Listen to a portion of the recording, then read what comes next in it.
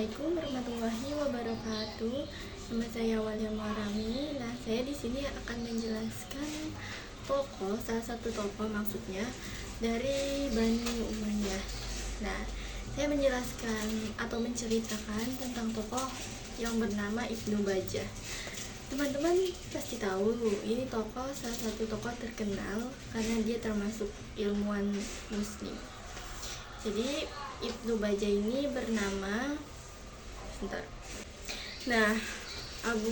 nama panjangnya itu adalah Abu Bakar Muhammad bin Yahya bin Asyahid bin At-Twariji bin Bajjah.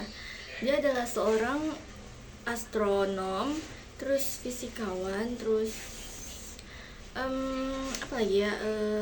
filsuf, musisi, dan segala macam, banyak lah ya. Jadi beliau adalah seorang astronomi, filsuf, musisi, dokter, fisikawan, botanis, sastrawan, dan ilmuwan muslim Andalusia. Beliau ini terkenal di barat dengan nama latinnya Ampelage. Salah, Avem Pache. Nah, beliau lahir pada tahun 475 Hijriah di Zaragoza, Spanyol, dan beliau meninggal pada tahun 533 Hijriah di Fez, Maroko. Dia berkebangsaan Andalusia. Tokoh yang terinspirasi dari beliau ini ada 3, yaitu ada Ibnu Tufail, terus ada Al-Biruji, dan Ibnu Rushd. Pemikiran beliau ini memiliki pengaruh yang sangat jelas dan sangat luas pada Ibnu Rushd dan Albertus Magnus. Beliau juga menulis beberapa komentar Aristoteles. Beliau juga dijuluki Al-Wazir Al-Hakim. Al-Wazir Al-Hakim di sini nih, atau menteri yang ahli hikmah. Pemikiran filosofinya tercermin dalam risalah Ittisal al-Aq bil Insan, atau bahasa Indonesianya itu risalah tentang keterkaitan intelek dengan manusia, dan kitab Tabirul Mutawahhid karyanya yang bertahan adalah Kitabun Nafs, atau buku tentang jiwa. Karyanya yang bertahan sampai sekarang ya kawan-kawanku sekalian. Karya beliau juga berpengaruh di dunia barat intelektual, sehingga balik lagi ke semula, beliau ini dikenal dengan Divan Pache. Nah, selanjutnya ada 3 hal yang berpengaruh di kehidupan beliau ini. Bukan berpengaruh tapi berkaitan dengan kehidupan beliau ini. Sebelumnya saya sudah spoiler ya dari salah satu 3 yang berkaitan ini. Oke, lanjut. Yang pertama adalah pemikirannya dan kitab karangannya. Gagasannya tentang jiwa dan falsafah dibahas dalam bahasa Latin dan Ibrani. Ibnu Rushd mengakui dalam bukunya Tahlil Kitabun Nafs bahwa apa yang ia nyatakan tentang pikiran adalah pandangan Ibnu Bajjah dan filsuf muslim sebenarnya secara kritis. Yang kedua adalah kitab tentang jiwa, memberikan penjelasan tentang tentang sifat jiwa di bawah 11 bab yang masing-masing dimaksudkan untuk maksud tertentu atau untuk menjelaskan dimensi tertentu. Kitabun Nafsi Ibnu Bajjah adalah risalah filosofis tentang psikologi. Dan yang terakhir adalah pembahasan jiwa. Pembahasan jiwa dalam Kitabun Nafs, Ibnu Bajjah memaparkan analisis psikologi yang dinamis. Pengetahuan adalah anugerah yang tidak datang dengan sendirinya. Ibnu Bajjah membahas teori tentang pengetahuan, jiwa, kenabian, dan penciptaan. Dari semua bahasan yang saya bahas ini, kesimpulannya adalah Ibnu Bajjah ini memiliki 3 keterkaitan, yaitu dalam pemikiran dan karangannya, dan yang kedua ada jiwa, ilmu kitab tentang jiwa, yang ketiga adalah pembahasan jiwa. Ibnu Bajjah ini lahir di Zaragoza, Spanyol pada tahun 475 Hijriah, dan beliau meninggal pada tahun 533 Hijriah di Maroko, tepatnya di kota Fez.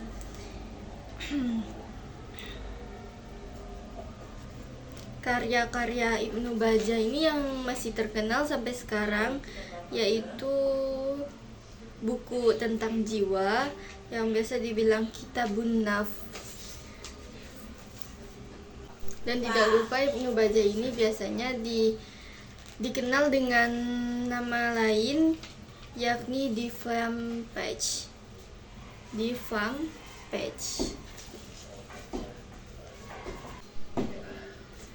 Oke, sekian dari saya, Walia Muharrami. Mohon maaf jika banyak kesalahan dan banyak salah kata serta banyak salah materinya. Terima kasih. Assalamualaikum warahmatullahi wabarakatuh.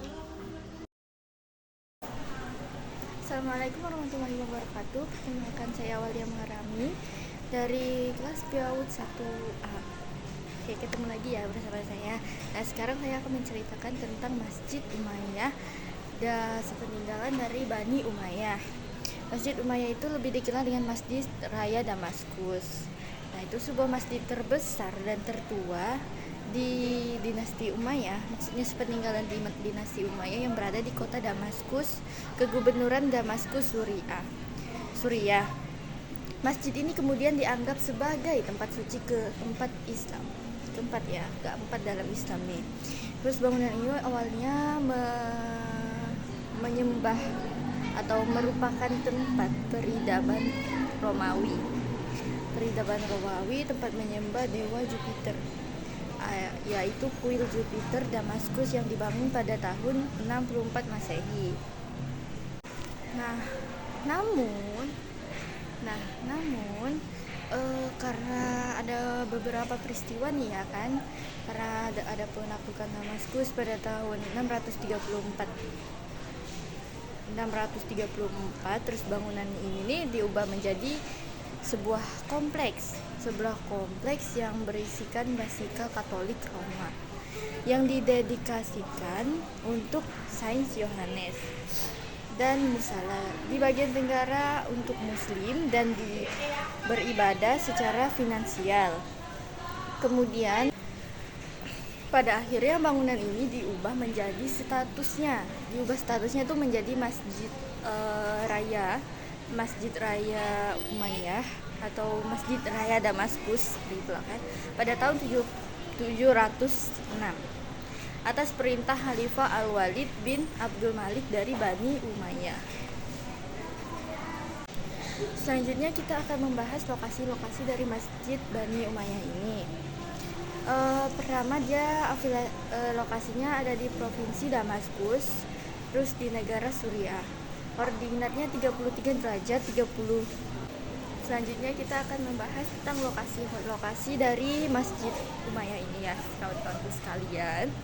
Jadi Masjid Umayyah ini adanya di Damaskus, tepatnya di provinsi Damaskus, negaranya Suriah. Terus afiliasi agamanya itu adalah Islam Sunni. Nah, Islam itu kan terbagi menjadi beberapa macam. Gaya arsitekturnya adalah Umayyah. Didirikan pada tahun 706. Nah, awalnya kan dari kuil Jupiter ke kompleks Basilika, terus barulah dia menjadi masjid ya kawan-kawan sekalian. Nah, jadi pertanyaannya seperti ini ya kawan-kawan, berapa lama masjid ini, masjid dinasti Umayyah di Damaskus ini sekarang sudah memasuki 90 tahun. Nah, masjid ini juga dikenal sebagai masjid Raya Damaskus kan. Nah, terus masjid ini menjadi karya fenomenal dalam bidang arsitektur di era kekhalifahan yang menjadi simbol kejayaan dan kebanggaan peradaban Islam. Di tengah masjid terlihat mimbar imam. Nah, mimbar aslinya telah terbakar, jadi sekarang itu mimbar yang dibuat kembali ya. Walaupun telah berusia ratusan tahun namun tetap kokoh. Sejak tahun 715, masjid ini pernah 3 kali mengalami kebakaran besar, yakni pada tahun 1609, terus dilanjut dengan 1401 setelah penaklukan atas Damaskus, dan lanjut lagi dengan yang paling dahsyat adalah pada tahun 1803. Tetapi hingga kini Masjid Umayyah tetap berdiri teguh. Terima kasih. Seperti itu saja penjelasan dari saya. Assalamualaikum warahmatullahi wabarakatuh.